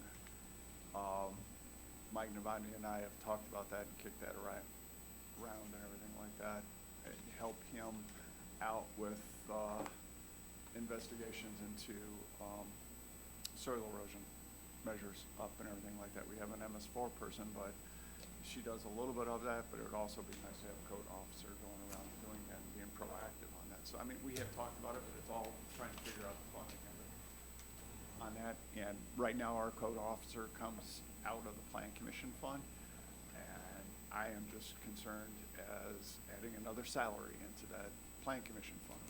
It's so economy-based. I just can't afford it, really. Yeah, from my perspective, and I'll speak for myself here, I think we've all seen too many of these properties that are completely either unsafe or blighted, or kind of, like you said, wow houses. And I think to take a more current look at it, I mean, the ordinance, the unsafe building ordinance was 2005, maybe to refresh that, or maybe there's things that we could or should put in there to give you more teeth to what you want to accomplish. The property maintenance, it looks like it was last revised in 2012. That was a long time ago. Maybe that could or should be updated to kind of reflect today's environment. But I think as we look around the county, there's plenty of those properties where there ought to be a list, there ought to be absolute attention and focus. And if we need to change the ordinance or the code, if we need to fund it in a different way, if we need to not make it quite so much complaint-based, but be much more proactive in our approach to identify these homes, is I know personally, if I lived next door to some of these homes that are blighted as they are, and I think if any of us did, we'd probably have a different attitude or approach to the enforcement of it. And so I think we should address that and figure out a way to get them. I remember we celebrated, which was a victory at the time, South Haven. We had a house Burned down house? a burned down house that had literally a big tree growing through it. Right. And it was not quite an act of Congress to get it torn That down, but one it was a big step. Yeah, that one fell into the period when we had no funding, and I couldn't use Plan Commission funding to tear it down. We just didn't have the money in it. Then finally, when we got the unsafe building fund going and everything like that, it's like, cool, we got money, we can go do this. The problem with that one is we couldn't find that person. So we're trying to go through state law and trying to figure exactly how do we do it. We tried to do certified mail by basically what was in the auditor's files and everything like that, with the plat maps, everything like that. Everything returned. We tried to locate this person. So what do we end up having to do? We had to go out to the property, actually nail up a notice saying, we're tearing it down. Get a hearing officer, and that has to be out there for so many days, and you have to go through so many steps and everything like that. And finally, Scott, everything said, do it. I mean. So that imagine was- living next door to that, Yeah. or across the street from it. It just brings down the entire property value of the neighborhood and the quality of life for the folks. And I have. All the neighbors go over there and cut it. I think that's probably why Nina got so involved with it. I have lived next to an abandoned house. We have gone over there and neighbors cutting grass. It's not a good thing. So, but I think Scott, I think the commissioners have been proactive with you guys. When they went to the hearing officer, I think that was something they picked up from other counties, that there's a better process that set the court system. Yeah, when we originally started and we had the funding from the CJ, from the project file, original hearing officer was retired Judge Tom Weber. So he did it, and then the funding ran out, and we just had this. And our role is to help fund it. And I can tell you from my perspective, I'm prepared to do that.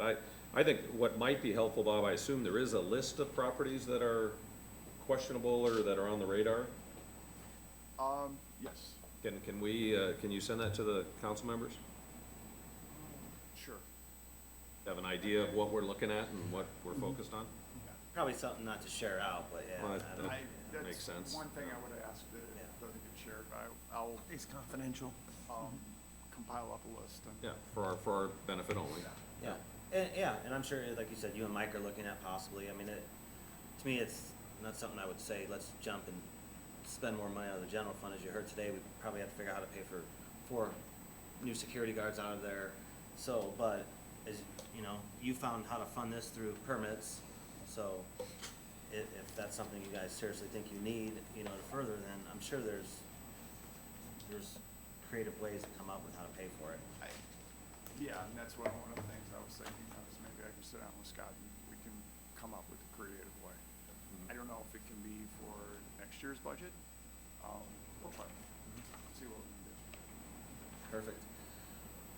I do appreciate, you know, Mike asked this, because, you know, there's been a couple of properties that we've been kind of pulled in on, and so it made sense, the timing to come and, you know, explain a few things to us. I appreciate the time. Can you generally explain where we're at with the one particular property we talked about? I know there was a hearing, wasn't there a hearing recently, right? Okay. I don't wanna name names. No names. Okay. One I'm gonna tell you is in bankruptcy. What happens in bankruptcy, and the way I was explained to me, is basically a steel wall drops on that parcel. There is nothing we're gonna be able to do. So we're in a waiting game. We are in an absolute waiting game until they get through bankruptcy court and everything is done. There's not a thing we can do. We can't go in front of the hearing officer to do a hearing. We found that out. Person came in and sat there and told Scott. Yeah, if that's the case, which. There's a bankruptcy stay that's issued by the bankruptcy court judge, and it's almost absolute. It's not, but it's damn close. And if that's the case, then we can say that we're doing everything we can to help that property owner, and that's all you can do. I'll give an example on another one, so I don't name names. We have an unsafe building out there, and we approach the people and everything, and we talk to them, and they sit there and say, yeah, we know we need to get it down and everything like that. It's like, get us a schedule. So they're getting us a schedule, everything, we'll work with them on that, and then all of a sudden we see that they come up and say, we've hired a contractor to do it. Oh, okay, can you show us what the contract is? And so, and it's like, all right, come in and get your demolition permit, and, you know, you've got time then to do it. Now, demolition permit is good for a year. We try to push it on sooner, but I will just say we're probably asking for the demolition permit. Anything else for Bob? Are any of these buildings do they live in these buildings too? Or are these, I mean, then what do you do? Pray that they're not in it. And basically, it comes down to that, because I mean, if it really comes down to being so unsafe that they shouldn't be living in it, number one, we probably will call in the health department to help us with that determination. And also with our determination, there it's gonna get messy, because then we're gonna have to file evictions. Eviction out of their own property. Yeah, that's gotta be crazy. I hope it doesn't happen that often at all, like very rare. We're close. Wow. That's, Thank you. Thanks, Bob, thank you. Anything else that properly become before this comes? Bob, I'm gonna take you up on that ride along. I'll entertain a motion to go home. The motion? Or were you joking? Second? Discussion, all in favor, signify by saying Well, right aye. along with you. Second. What? Hey, You Jeremy. need a I'll buy you signature. lunch. Jeremy. Yes, ma'am. Who's got it? Who's got the resolution? I don't have it. Oh, wait, maybe I do. Did everybody get this long? We'll see you, Bob. Hope you enjoyed the show. Is this the resolution? Come early. I don't think so, that's. No, there,